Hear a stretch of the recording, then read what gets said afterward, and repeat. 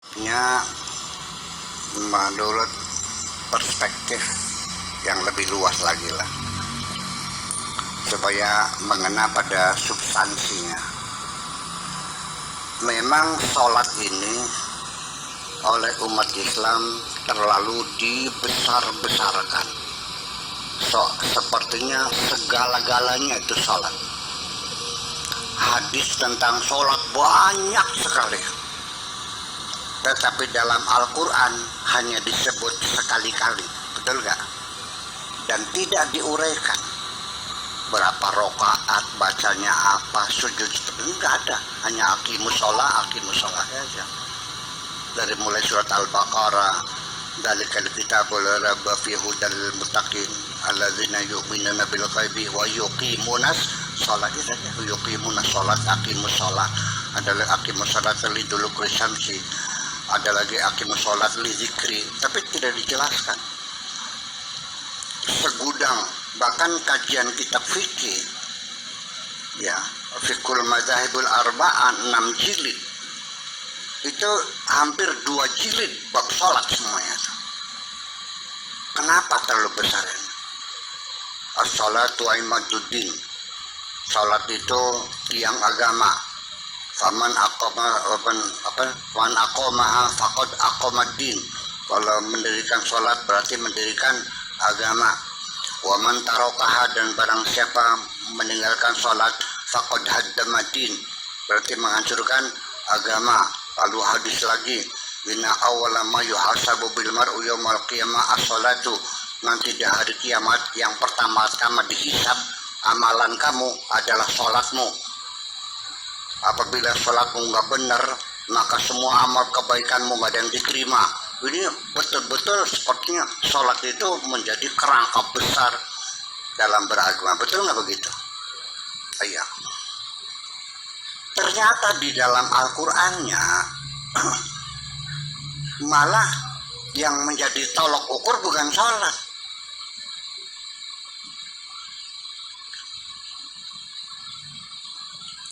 Ara'aital ladzi yukadzibu biddin, tahukah kamu orang yang berdusta dalam agama? Fadzalikal ladzi yad'ul yatim, yang membiarkan anak yatim terlantar. Wala yahuddu ala ta'amil miskin, dan tidak mau ngasih makan orang miskin. Fawailun lil, jadi artinya kalau kamu tidak melihara anak yatim, tidak ngasih orang miskin, sholatmu dibayar dengan well. Kebalik-balik aja. Yang bener nih. Hadis apa Quran? Ya wes.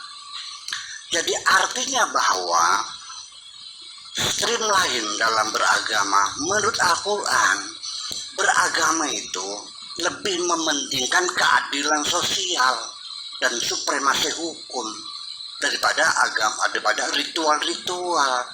Ritual ini sebetulnya hanya pelatihan membangun jiwa kita, betul nggak? Dari sholatnya, dari puasanya, zakatnya, hajinya, itu membangun kepedulian sosial. Yuk kita uraikan sebentar. Setiap hari kita berjamaah 5 kali di musola atau di masjid.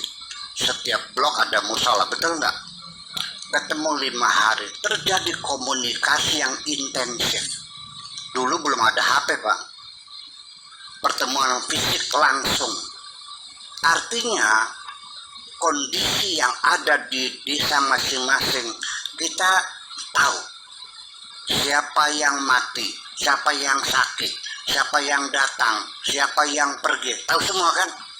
Karena tiap hari ketemu, salaman tiap hari, sehari 5 kali, betul nggak?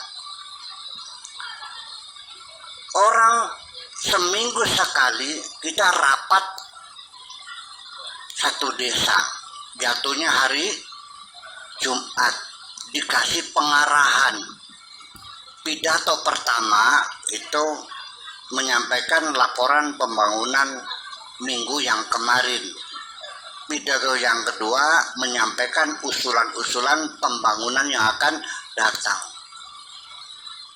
ternyata masih banyak dulu, sekarang udah berubah. Dulu khotbah harus pakai bahasa Arab, sampai sekarang masih ada. Di masjid sini pakai bahasa Arab, bahasa Indonesia, bahasa Jawa, ya wis bagus. Masih banyak masjid yang khotbahnya pakai bahasa Arab, karena ini ibadah mahbah, harus pakai bahasa Arab. Seperti sholat juga pakai bahasa Arab, nggak boleh pakai bahasa Indonesia tuh. Ya harus Allahu Akbar, nggak boleh Allah Maha Besar, Gusti Maha Agung. Ya nggak boleh, harus berbahasa Arab. Jadi khotbahnya juga begitu. Nah sekarang kalau imamnya khotibnya pakai bahasa Arab, kenapa makmumnya pada ngantuk? Orang ngerti. Terus apa? Bayangkan, kita masuk masjid, andaikan seorang sekda atau pejabat atau danramil atau bupati datang terlambat, boleh nggak menyingkir orang di depan untuk bupati ke depan? Ada nggak aturannya di masjid orang kaya di depan, miskin di belakang? Ada nggak aturannya pejabat di depan, rakyat di belakang? Nggak ada. Aturannya siapa yang tekannya ulu, dolokan yang tekannya kari, yang gore. Untuk apa? Pembauran. Dan coba kita rasakan dalam diri kita, hei orang kaya, ketika engkau masuk masjid, masih ingatkah engkau ya? Lupa. Percayalah. Hei orang miskin, apakah engkau kecil hati, minder, berdampingan orang kaya? Tidak. Dia lupa jadi orang miskin. Itu kesetaraan dibangun setiap saat di dalam agama Islam kita ini. Paham dikit? Zakat 10%, bukan palang, 10% atau 5% atau 2,5%, itu untuk kepedulian sosial. Betul nggak? Puasa untuk membangun cinta kasih kepada mereka yang miskin, merasakan sendiri betapa sakitnya orang lapar itu. Semuanya kepedulian sosial. Itu jadi persoalan. Andaikan Islam itu dibalik sekarang, ibadah sosial kita utamakan daripada ibadah rutia, ibadah seremonial dan ritual, saya kira bangsa ini akan makmur semuanya. Betul nggak? Masa ibadah umroh tiap tahun, tetangganya anak yatim nggak sholat dibiarkan saja? Ini kan jadi persoalan.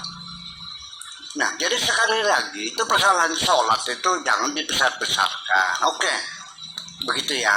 Tetapi gimana ini fikih? Kita bicara fikih. Ini tadi bahasa-bahasa pemahaman filosofisnya. Ini fikihnya gimana? Wajib atau enggak? Ada pertanyaan, Pak Kiai, bagaimana hukumnya orang meninggal sholat 10 tahun? Wajib kodok enggak? Ya wajib katanya.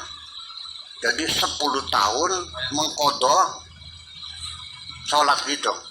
Jadi sholat duhur 2 kali, sholat duhur dan kodok duhur. Nanti asar kodok asar, sholat maghrib kodok maghrib, sholat isya 10 tahun lagi gitu. Kau nonton pengennya? Ya kan majelis Islam yang baik, istighfar mana syahadat man, tulus.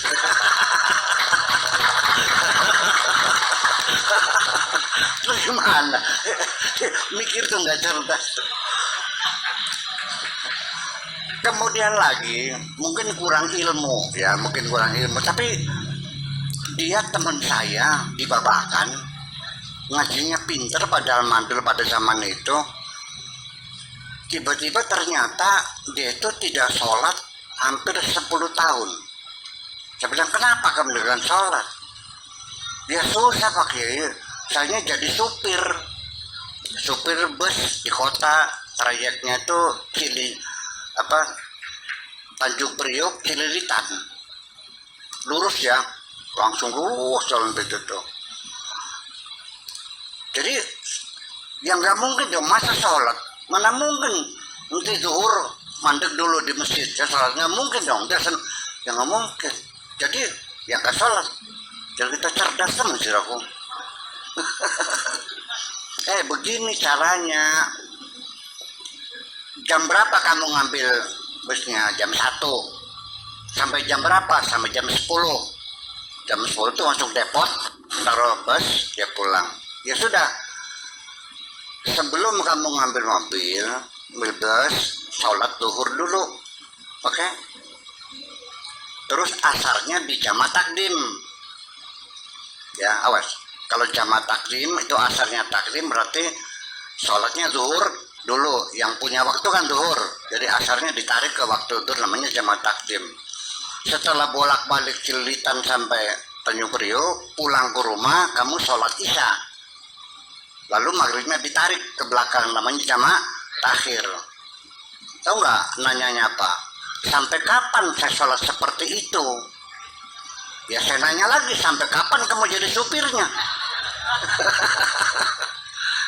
Kalau tidak begitu, berarti umat Islam tidak boleh jadi supir, tidak boleh jadi masinis, tidak boleh jadi pilot, tidak boleh jadi nakoda, betul nggak? Angel-angel temen sih. Ya itu, jangan dipersulit. Ya siru wala tu'asiru. Gampangin saja, nggak usah dipersulit kok. Udah selesai. Nah, sampai ketika saya juga pernah macet di Jatinegara, belum sholat asar. Macet di tengah-tengah jalan, depan belakang mobil semuanya macet-cet, belum asar. Terus gimana? Ya sudah, saya sholat asar, usalli fardhu asri arba rakaatin ihtiraman lil waqti. Sholat asar menghormati waktu sholat asar. Wudu nggak? Yang gimana wudunya? Ngadepinnya kemana? Masih diputar mobilnya. Jadi sambil baca Fatihah, sambil segala macam, ada isyaratnya. Kalau ruku ya ndeluk dikit, ya kalau sujud ndeluknya agak. Assalamualaikum. Nah, pulang ke rumah maghrib dikodok, berarti saya tidak meninggalkan asar. Seperti itu. Ini kasusnya kan orang tua mungkin sudah jompo ya, nggak ada yang nguduin, nggak ada yang nyiapin, mungkin karena kesusahan itu. Lalu anaknya berdosa nggak? Ini persoalan kemanusiaan ya. Jadi saya tidak bisa menyalahkan anak-anak itu, apalagi itu orang. Saya sendiri jujur aja nih,